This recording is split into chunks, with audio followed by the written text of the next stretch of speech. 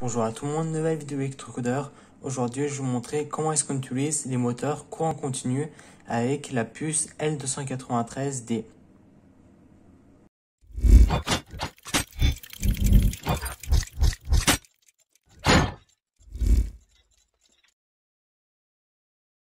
D'abord, si vous voulez, vous pouvez placer votre contrôleur.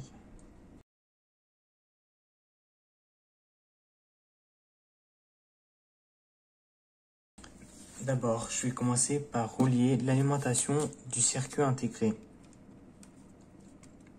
L'alimentation du circuit intégré, il part au plus 5 volts de la carte Arduino.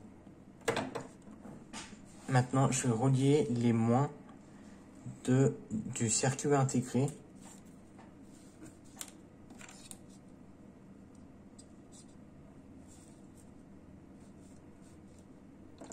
Ce moins-là, je vais relier la pin numéro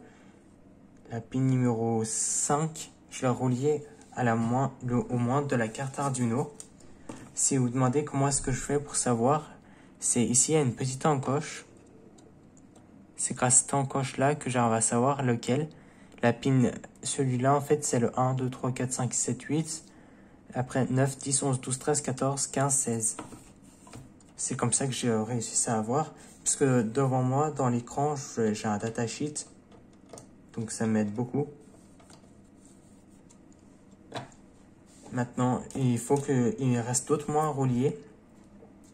Notamment celui de la pile. Parce qu'on va utiliser une alimentation externe.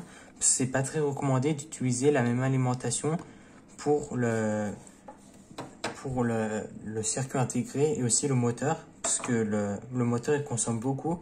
Et s'il demande beaucoup trop de consommation, il peut tuer votre microcontrôleur.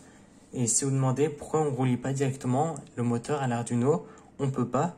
Parce que sinon, il va lui demander trop de courant et il va pas aimer, donc il va tuer votre carte.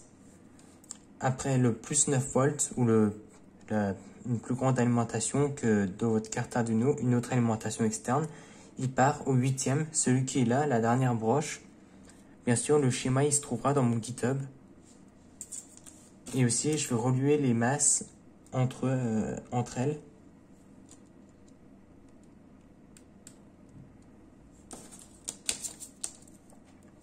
Maintenant, ce pin-là, celui qui est tout en haut, c'est le PWM normalement pour la vitesse du moteur.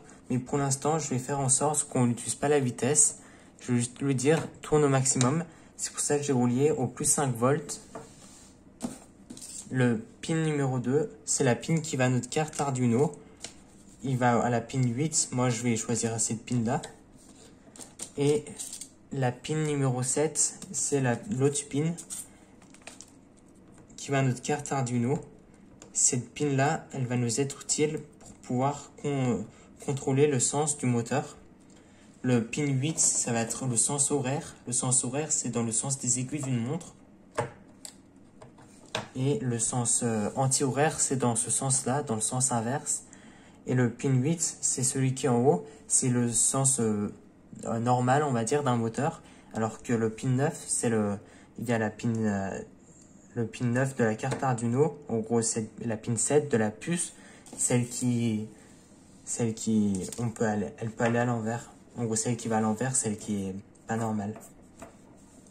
Maintenant, le plus de votre moteur, reliez-le sur le pin numéro 3 de votre puce. Bien sûr, vu que c'est pas un câble normal, c'est un peu plus compliqué là pour moi. En plus, j'ai relié pas mal de câbles. Et le moins de votre moteur, reliez-le à la dernière pin qui vous reste, la pin numéro 6 de votre puce. Bien sûr, maintenant il ne reste plus qu'à programmer et on va passer à la programmation. Maintenant qu'on a fait le câblage, on va écrire le programme. Je vous ai déjà écrit un programme, donc vous aurez juste besoin de le téléverser si vous branchez comme moi. La pin 1 moteur, c'est le sens horaire, c'est le sens normal. Je l'ai connecté à la pin 8 et le pin 2, j'avais connecté à la pin 9. Maintenant, j'ai assigné le pin 9 et le pin 8, donc le plus et le moins du circuit intégré pour contrôler le moteur en sortie. Pour l'instant, tout ce que j'ai mis en commentaire, c'est pour contrôler la vitesse, mais ça, ce sera après. Puisque pour l'instant, on va essayer déjà pour voir comment il marche. Après, je lui dis, allume le pin 1, je mets à l'état haut. Et le pin 2, je le laisse à l'état bas. Donc le moteur, il va tourner comme ça, dans le sens des aiguilles d'une montre. Je lui dis, attends 5 secondes. Donc pendant 5 secondes, il va tourner. Après, il fait rien, les deux, ils sont éteints. Je t'attends une seconde et c'est toi, il va tourner à l'inverse. Puisque c'est le pin 2 qui va être activé alors que le pin 1, il sera à l'état bas. Donc il va tourner dans le sens anti-horaire. On appelle ça le sens horaire. Anti-horaire pour le sens qui est à l'envers. Et après, je lui dis, ne fais rien. Pendant 5 secondes, il tourne les moteurs. Et après, tu fais rien du tout. Et je lui dis qu'il recommence. Après, d'attendre une seconde et il recommence. Donc, normalement, j'ai juste à brancher. Et vous allez voir, ça va marcher. Là, je téléverse le programme sur la carte. Et ça devrait marcher normalement.